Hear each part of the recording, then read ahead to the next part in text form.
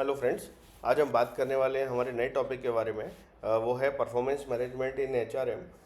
इससे पहले आपने हमारे वीडियोस देखे होंगे जो हमने एचआरएम में जितने भी पार्ट्स होते हैं उसमें हमने अपने वीडियोस जो बनाए हुए हैं। जैसे हमने फर्स्ट पार्ट जो कवर किया था वो इंट्रोडक्शन टू एचआरएम कवर किया था। इसमें हमने ब्रीफ इंट्रोडक्शन आपको एचआरएम के बारे में बताया था कि एचआरएम में होता क्या क्या है, क्या उसके पार्ट्स हैं, कैसे उसको एज ए इंडस्ट्री में उसको वो एप्लीकेबल होता है, कैसे एचआर डिपार्टमेंट का एक वैल्यू होती है एक इंडस्ट्री में, कैसे एचआर डिपार्टमेंट परफॉर्म करता है, कैसे वो एम्प्लॉय का ध्यान रखता है, एम्प्लॉय के बेनिफिट के बारे में सोचता है, उनके परफॉर्मेंस के बारे में सोचता है। तो वो जो फर्स्ट हमारा वीडियो था इंट्रोडक्शन टू एचआरएम, उसके बाद हमने बनाया था मैन पावर प्लानिंग के बारे में। सेकंड वीडियो जो था हमारा मैन पावर प्लानिंग का था। मैन पावर प्लानिंग में हमने बताया था कि प्लानिंग कैसे की जाती है। प्लानिंग किसी ऑर्गेनाइजेशन में अगर वैकेंसी हो या वैकेंसी को फिलअप करना हो तो उसको मैन पावर प्लानिंग के किस तरीके से उसका प्रोसीजर रहता है, उसको एक ऑर्गेनाइजेशन में फॉलो किया जाता है। तो सेकंड वीडियो हमारा man power planning. Third video था हमारा रिक्रूटमेंट एंड सिलेक्शन। अगर प्लानिंग हो गई है तो उसका उस वैकेंसी को फिलअप करने के लिए रिक्रूटमेंट एंड सिलेक्शन को कैसे किया जाता है, क्या क्या प्रोसेस फॉलो करना होता है, रिक्रूटमेंट सिलेक्शन में कैसे हायरिंग की जाती है ना। वो उसमें हमने जो थर्ड जो हमारा रिक्रूटमेंट सिलेक्शन में वो सब हमने काफ़ी डिटेल में कवर किया है। उसके बाद हमने लाया था ट्रेनिंग एंड डेवलपमेंट। अगर हायरिंग हो गई है तो अब किसी का ट्रेनिंग एंड डेवलपमेंट उसको करना है, किसी को नई चीज़ सिखाना है, एम्प्लॉयज़ को अगर नई चीज़ सिखाना है तो उसके लिए ट्रेनिंग मॉड्यूल वगैरह उसको बनाना होता है, इंडिविजुअल का ट्रेनिंग वगैरह। वो सब हमने काफ़ी डेप्थ में हमने 4 वीडियोज़ में कवर किया है। आज का वीडियो जो है हमारा वो परफॉर्मेंस मैनेजमेंट के ऊपर है। ये हमारा फिफ्थ वीडियो होने वाला है। इसमें हम बात करेंगे अपने कि एम्प्लॉय की परफॉर्मेंस के बारे में बात करेंगे, कैसे परफॉर्मेंस को मेज़र किया जाता है, कैसे गोल सेट किया जाता है ना, एनुअल परफॉर्मेंस कैसे किया जाता है, परफॉर्मेंस की क्या क्या टेक्निक्स होती हैं, वो सब आज हम हमारे परफॉर्मेंस वाले जो वीडियो है आज का उसमें हम सारी चीज़ें कवर करेंगे दोस्तों। आगे बढ़ते हैं। बेसिकली परफॉर्मेंस मैनेजमेंट होता क्या है, आपने बहुत सारी डेफिनेशन पढ़ी होंगी या आपको एक वर्ड जो परफॉर्मेंस मैनेजमेंट से ही समझ में आ रहा है कि परफॉर्मेंस मैनेजमेंट क्या होता है, कि परफॉर्मेंस कैसी है एम्प्लॉय की during the financial year, calendar year, जो भी पीरियड होता है उसमें एम्प्लॉय का परफॉर्मेंस कैसा होता है। तो हाँ दोस्तों, performance management is related to the performance of the employee, कि उसने पूरे साल में क्या काम किया, उसकी परफॉर्मेंस कैसी रही, आउटस्टैंडिंग परफॉर्मेंस थी, गुड परफॉर्मेंस थी, अंडर परफॉर्मेंस थी, उसके बारे में बात करेंगे। एक बार हम डेफिनेशन देख लेते हैं। Performance management refers to the process of ensuring that an organisation employees are performing at their best to meet the strategic goal of the organisation. मतलब क्या बोलना चाह रहा है कि एम्प्लॉय ने जो ऑर्गेनाइजेशन के गोल थे उसके हिसाब से अपना अप टू बेस्ट दिया या नहीं दिया उन गोल्स को अचीव करने के लिए। ठीक है, आगे देखते हैं। It involve setting clear expectations, assessing employee performance, providing feedback and supporting development. Effective performance management aligns individual performance with the overall mission of the organization। तो इसमें क्या इन्वॉल्व रहता है कि सेटिंग क्लियर ऑब्जेक्टिव, एक्सपेक्टेशन क्या होना चाहिए। Employer जो रहता है, मैनेजर हो गया या एम्प्लॉयर हम बात कर रहे हैं, उसको एम्प्लॉय को बताना होता है कि ये आपका पूरे साल में आपको ये आपके टास्क है और आपको ये अचीव करना है। जो क्लियरली एम्प्लॉय को क्लियर होना चाहिए कि मुझे करना क्या है। अगर देखिए उसको क्लियरिटी नहीं रहेगा तो वो कुछ भी करेगा, लास्ट में जाके बोलते हैं कि आपने क्या किया है, वो नहीं होना चाहिए। एम्प्लॉयर को क्या है, मैनेजर हो, लीडर हो, जो भी रिपोर्टिंग ऑफिसर हो, उनको क्या है, उनको उनको सबसे पहले अपने एम्प्लॉयज़ से डिस्कस करके सारे टास्क बताने होते हैं। परफॉर्मेंस मतलब कैसे मेजर की जाती है, बताने होते हैं कि ये आपका काम है, उसके हिसाब से ही फिर फीडबैक देने के बाद परफॉर्मेंस मेजर की जाती है। तो परफॉर्मेंस बेसिकली जो होती है वो गोल, अपने जो ऑर्गेनाइजेशन होता है उसके गोल से अलाइन रहती है। अगर अगर इंडिविजुअल के जो गोल्स हैं वो ऑर्गेनाइजेशनल गोल से लिंक्ड है तो इंडिविजुअल अपने गोल्स को अचीव करता है तो ओवरऑल ऑर्गेनाइजेशनल के गोल भी अचीव हो जाते हैं। तो इस पूरी प्रोसेस को बोलते हैं परफॉर्मेंस मैनेजमेंट। आगे देखते हैं दोस्तों, की कंपोनेंट्स ऑफ परफॉर्मेंस मैनेजमेंट। तो परफॉर्मेंस मैनेजमेंट के की कंपोनेंट्स क्या होते हैं। सबसे पहले आता है गोल सेटिंग। जैसे मैंने आपको बताया कि गोल जो होना चाहिए, गोल्स मतलब आपके ऑब्जेक्टिव, आपके टास्क क्या हैं। तो गोल, सबसे पहले गोल एक क्लियर होना चाहिए। गोल गोल मतलब stabilising clear, measurable and achievable goal for employee. ऐसे गोल्स होने चाहिए जो क्लियर हो, साफ साफ हो, मीजरेबल हो, जिसको हम किसी ना किसी फॉर्म में मीज़र कर सकें, चाहे वो क्वांटिटी बेसिस पे कर सकें या क्वालिटी बेसिस पे कर सकें। And achievable goals for employee, achievable हो, ऐसा रियलिस्टिक टारगेट होना चाहिए। ऐसा नहीं होना चाहिए कि आपने कुछ भी एम्प्लॉयज़ को दे दिया और वो कर नहीं पाया, ऐसा नहीं चाहिए। टारगेट जो है, गोल्स हैं, जो हमेशा अचीवेबल होना चाहिए कि वो रियल लाइफ में अचीवेबल हैं या नहीं है। एम्प्लॉय उसको अगर मेहनत करता है तो उसको अचीव कर सकता है या नहीं कर सकता है, तो ऐसे गोल्स होने चाहिए। सेकंड है हमारा continuous feedback, providing regular and constructive feedback to help employees improve. इसमें क्या होता है कि एम्प्लॉय को रेगुलर और कंस्ट्रक्टिव फीडबैक मिलता रहे, जिससे वो अपना इम्प्रूव कर सके। जैसे पूरा साल रहता है हमारे पास काम करने के लिए, किसी भी कंपनी की बात करें तो अप्रैल से लेके मार्च तक का उनका फाइनेंशियल ईयर का रिव्यू होता है। मतलब अप्रैल में गोल सेटिंग होता है कि अप्रैल में आपको क्या क्या काम करना है पूरी साल, है ना। किसी किसी में 2 साल का ये सिंगल ईयर का एक ही रिव्यू होता है, किसी किसी में मंथली रिव्यू भी होता है, किसी किसी में हाफ ईयरली रिव्यू भी होता है, और किसी में क्वार्टरली रिव्यू भी होता है। तो बीच में क्या होता है ना, पूरी साल रिव्यू में क्या होता है ना कि आपने एक बार बना लिया और एक बार आपने कर लिया, उसके बाद आपको लास्ट में मीज़र करना होता है। तो बीच में आपको क्या काम किया क्या नहीं किया वो नहीं होता। हमेशा जो परफॉर्मेंस है वो आपका हाफ ईयरली भी रहता है या क्वार्टरली भी रहता है। तो आप हर क्वार्टर में अपने टारगेट्स देख सकते हैं कि मेरा इस क्वार्टर में ये काम था, मैंने इतना कर लिया। अगर कुछ बच गया तो नेक्स्ट क्वार्टर में अचीव कर लिया, उस है ना, या ओवर कर लिया तो नेक्स्ट क्वार्टर में अपना आगे का कर लिया, सो दैट कि आपको लास्ट क्वार्टर में बर्डन कम हो, सो दैट फाइनेंशियल ईयर में आपके जो गोल्स हैं वो आपके अचीव हो जाए। तो उसके लिए क्या है, ऑफिस मैनेजर्स को टाइम टू टाइम फीडबैक भी देना चाहिए, हेल्प भी करनी चाहिए उसको अचीव करने के लिए। इन केस अगर कहीं कोई एम्प्लॉय मिस कर रहा है तो उसको हेल्प भी करना चाहिए। नेक्स्ट है performance appraisal, periodic evaluation to assess employee progress and overall contribution. तो इसमें क्या रहता है कि एम्प्लॉय की पीरियोडिक रिव्यू जो मैं बता रहा हूँ आपको, कि वो जैसे किसी किसी में 1 साल में होता है, क्वार्टरली होता है, हाफ ईयरली होता है, मंथली होता है, डिपेंड करता है ऑर्गेनाइजेशन टू ऑर्गेनाइजेशन में। तो उसमें क्या रहता है कि एम्प्लॉय की प्रोग्रेस के बारे में उसको एक फीडबैक भी दिया जाता है, और उसका ओवरऑल कंट्रीब्यूशन ऑर्गेनाइजेशन के गोल में क्या क्या है वो भी उसको बताया जाता है कि उसने क्या क्या अचीव कर लिया है।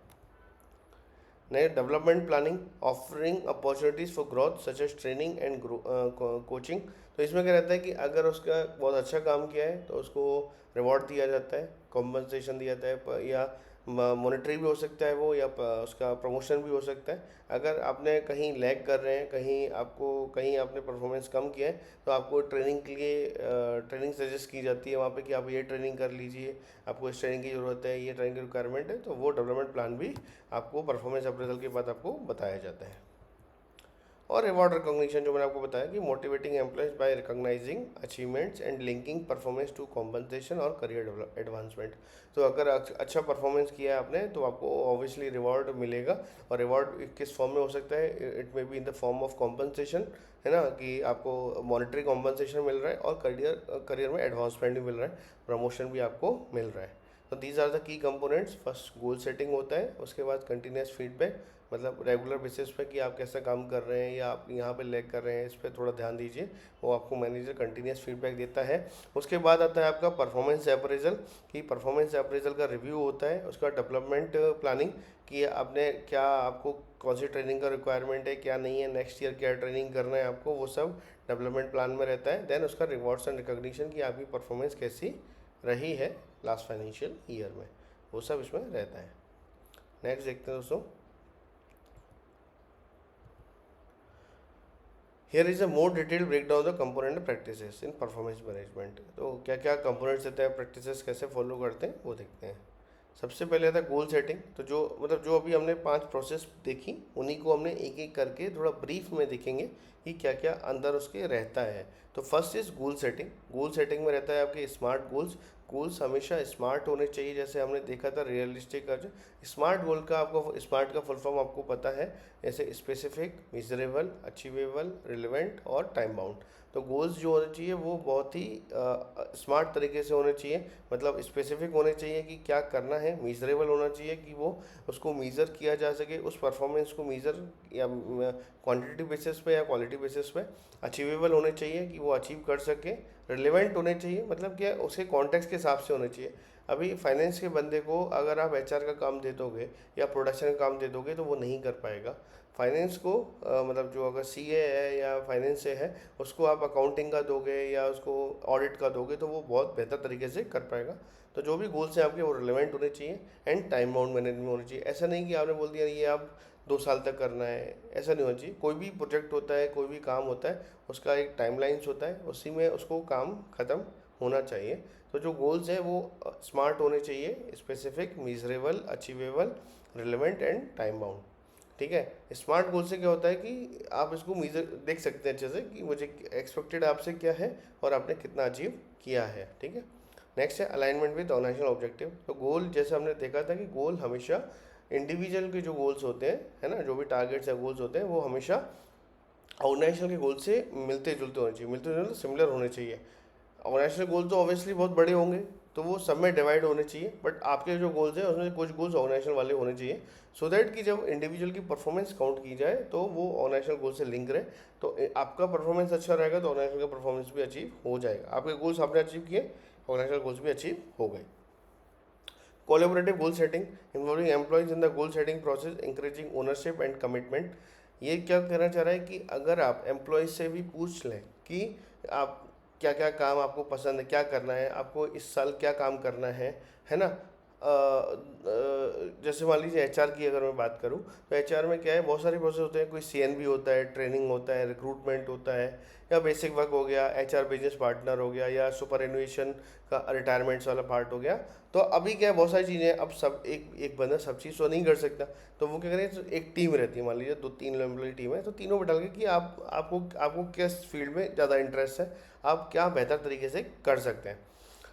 तो आपने बताया मुझे ये करना है, तो वो क्या है, उससे क्या होता है कि आपको उसमें इन्वॉल्वमेंट दिखाता है, कमिटमेंट दिखाता है कि मैं इस चीज़ में ज़्यादा अच्छा कर सकता हूँ, अगर मुझे ये वाले काम मिलेगा तो मैं बेहतर तरीके से परफॉर्म कर सकता हूँ।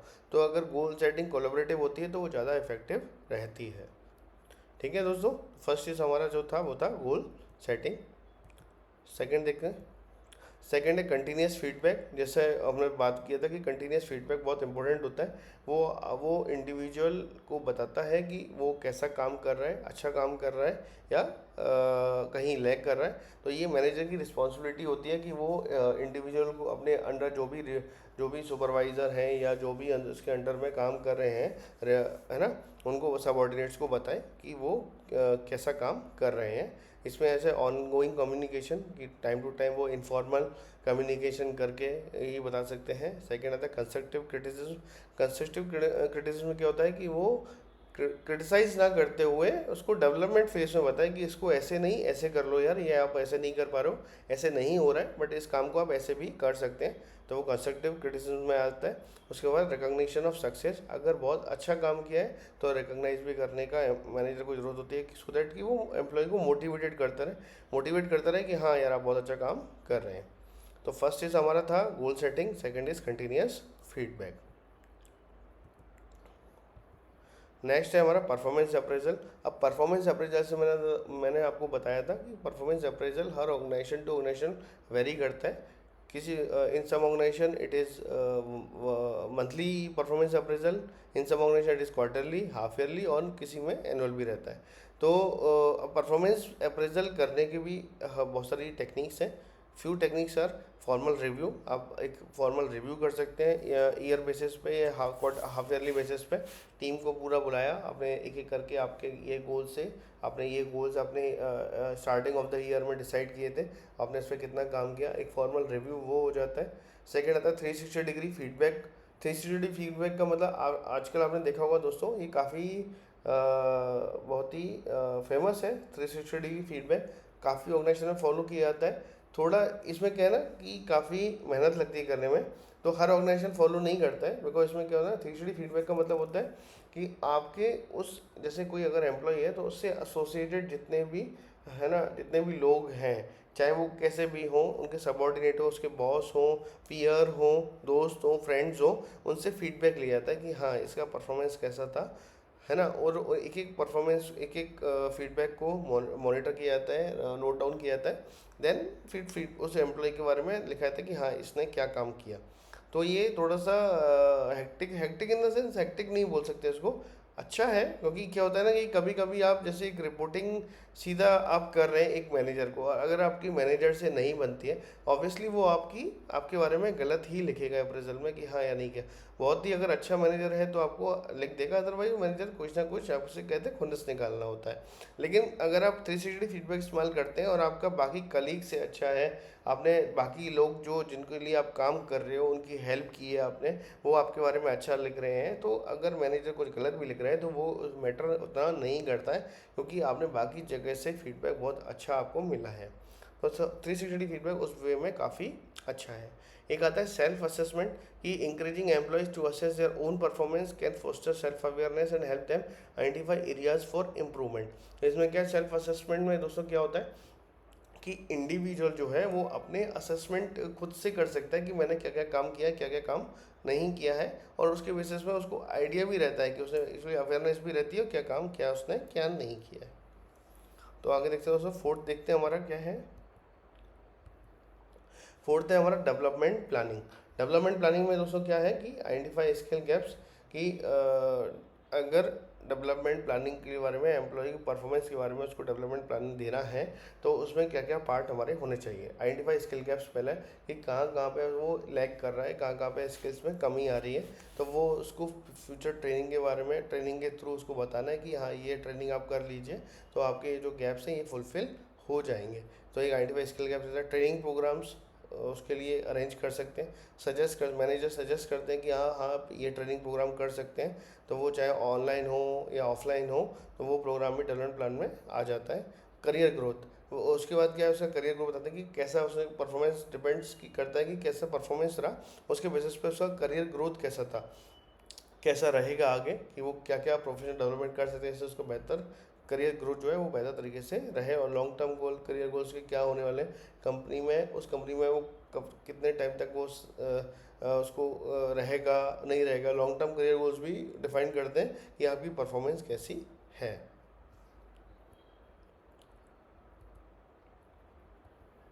आगे दोस्तों, रिवॉर्ड्स एंड रिकॉग्निशन। अब आपने, आपकी परफॉर्मेंस मेजर हो गई, डेवलपमेंट प्लान भी बन गया आपका ट्रेनिंग का, अब अपने रिवॉर्ड्स एंड रिकॉग्निशन में आता है कि आपको जो, आपने जो बेस्ट परफॉर्मेंस दी है आपकी ओर, उसके लिए आपको रिवॉर्ड्स एंड रिकॉग्निशन एम्प्लॉय की तरफ से दिया जाता है। तो उस रिवॉर्ड्स रिकॉग्निशन में क्या क्या होता है, तो इंसेंटिव भी होता है, बहुत सारे जो परफॉर्मेंस ऐसी होती है जहाँ पे इंसेंटिव रहता है, इसमें आपको बोनस वगैरह दिया जाता है, सैलरी हाइक दी जाती है ना। आपने जो गोल्स अचीव किए हैं, आप जिससे आपको मोटिवेट रहे नेक्स्ट टाइम आप और बेहतर तरीके से परफॉर्म कर सकें।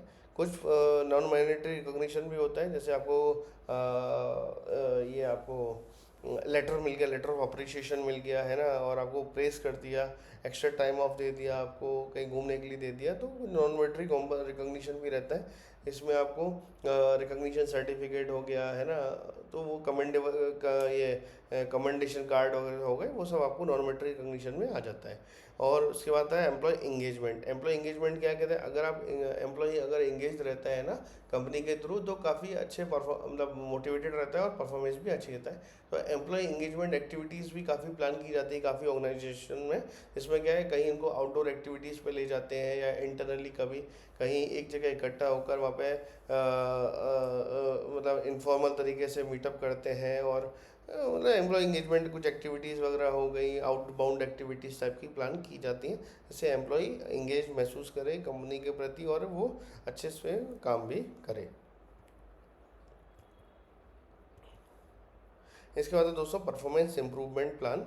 अगर आपकी परफॉर्मेंस में कमी है, कुछ है, तो आपको परफॉर्मेंस इम्प्रूवमेंट प्लान किया जाता है। वो एक फॉर्मल डॉक्यूमेंट होता है, इसमें बहुत क्लियर कट लिखा रहता है कि आपको क्या काम करना है, और आपको इसको कैसे अचीव कर सकते हैं, इसको आप यहाँ पे आपको इम्प्रूवमेंट की ज़रूरत थी, आपको इस तरीके से इसको ऐसे काम कर सकते हैं। तो पीआईपी जो है वो provides a structured way for employees to address performance issue. अगर आपको परफॉर्मेंस इशू है तो पीआईपी उस चीज़ को एड्रेस करती है। तो परफॉर्मेंस इम्प्रूवमेंट प्लान, इसको पीआईपी बोलते हैं, या आफ्टर अप्रेजल ही रहता है। टेक्नोलॉजी एंड टूल्स, तो आजकल बहुत सारे टूल्स ऐसे आ गए हैं जो परफॉर्मेंस को मेज़र करते हैं, बहुत सारे सॉफ्टवेयर्स ऐसे आ गए हैं जो एचआर यूज़ करता है ना। जैसे मैंने उन्हें जो stabilise performance management process, tools like HR software बहुत सारे रहते हैं, सैप सक्सेस फैक्टर हो गया, बैम्बू एचआर हो गया, तो ये आपकी परफॉर्मेंस को मॉनिटर कर सकते हैं ठीक है, करते हैं, फीडबैक देते हैं, कैसे गोल सेटिंग वगैरह किया, वो सब इसमें रहता है। डेटा ड्राइवन इंसाइट रहता है। Analytics can help identify trends such as skill gaps और high performing teams to inform future management decision. तो डेटा एनालिटिक्स भी आजकल काफ़ी लोग यूज़ करते हैं, जो भी डेटा पुटअप रहता है ये उसके थ्रू कि कैसे कहाँ स्किल गैप है और कौन हाई परफॉर्मेंस है, और जिससे मैनेजमेंट को जो फ्यूचर डिसीजन लेने में ईजी रहता है थोड़ा सा। आजकल जो ए आई भी आपका आ गया है एचआर में, HR A I in H R हम बात करते हैं आज के टाइम में, तो वो भी काफ़ी आपको आप अपना बता दीजिए उसमें। आप चैट जीपीटी वगैरह भी यूज़ करते हैं या बहुत सारे सॉफ्टवेयर्स आ गए हैं ना, इसमें भी आप डेटा ड्रिवन एनालिटिक्स करके इंडिविजुअली परफॉर्मेंस के बारे में देख सकते हैं। चैलेंजेस क्या है परफॉर्मेंस मैनेजमेंट में? एक तो बाइस नहीं होना चाहिए, मैनेजर को कभी भी बाइस नहीं होना चाहिए।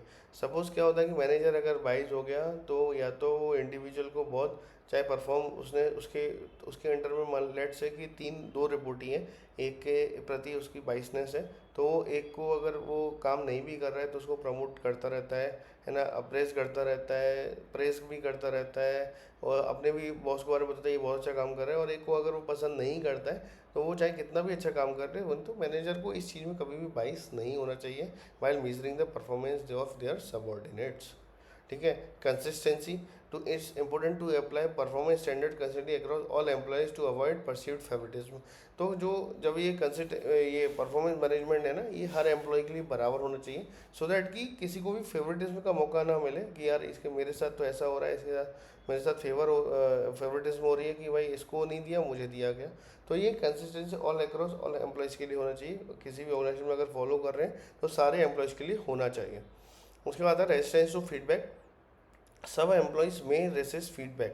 Managers need to approach feedback sensitively and ensure it's clear that the goal is improvement, not punishment. तो जो फीडबैक क्या होता है ना, कभी कभी कोई एम्प्लॉय फीडबैक उसको क्रिटिसाइज करके लेता है, लेकिन मैनेजर को भी ध्यान रखना है कि उसको जो फीडबैक देना है तो वो बहुत ही सेंसिटिव तरीके से देना है, अच्छे तरीके से देना है, बिठाल के उसको एक ऐसे ऐसे बिग ब्रदर की तरह हेल्प करके दे रहा है कि ऐसे नहीं कि आप उसको एकदम क्रिटिसाइज करें, उसको एकदम मतलब कहते हैं ना जलील कर देना, जलील नहीं, ऐसे उसको बिल्कुल जलील नहीं करना है।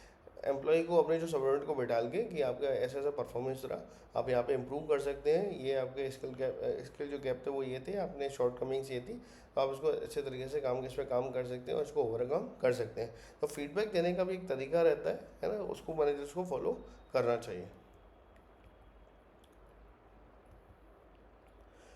The shift to continuous performance management क्या है? Many organizations are moving away from annual performance review towards a continuous performance management model। मैंने आपको बताया ना कि किसी किसी ऑर्गेनाइजेशन में एनुअल, पहले एनुअल मोस्टली केसेस में एनुअल होता था, बट अभी क्या है क्वार्टरली भी हो गया और हाफ ईयरली हो गया है ना, और मंथली भी हो गया। मंथली क्या होता है ना कि एक मंथ कम निकल जाता है, वो नहीं होता है ना।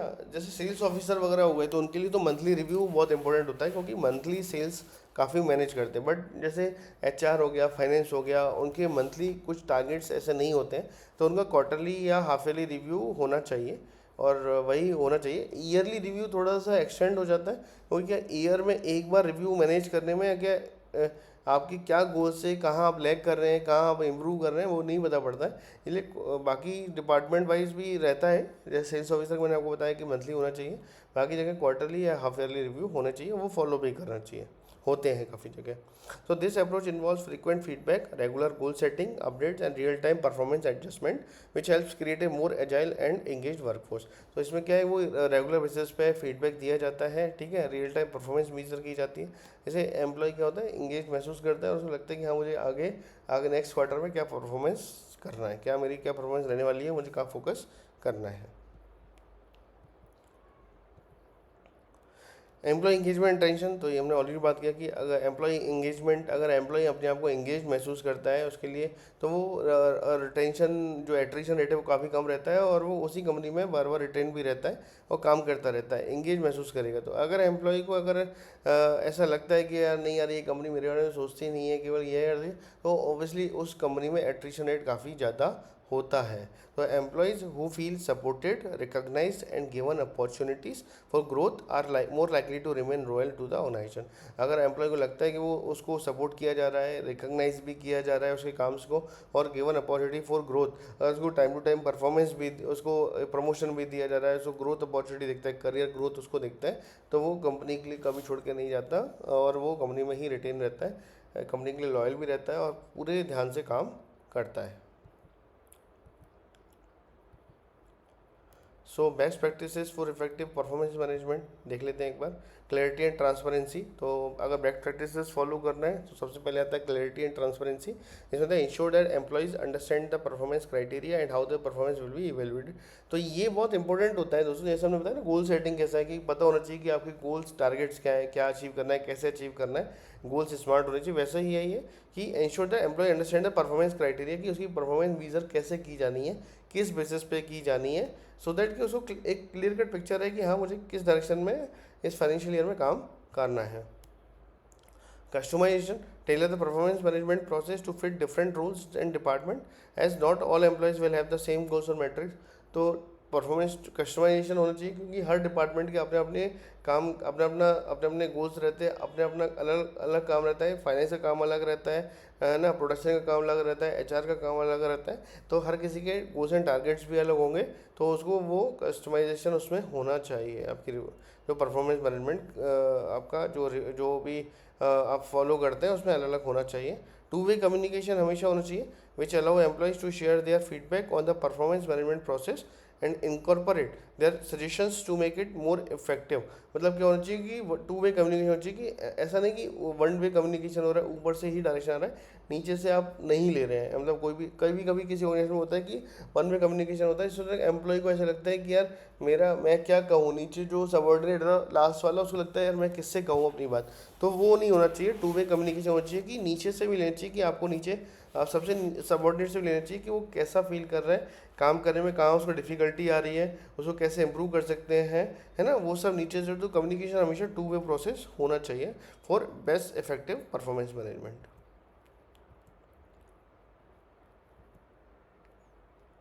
तो दोस्तों ये था हमारा परफॉर्मेंस मैनेजमेंट पे प्रेजेंटेशन। आपने वीडियोस आपको पसंद आया होगा काफ़ी।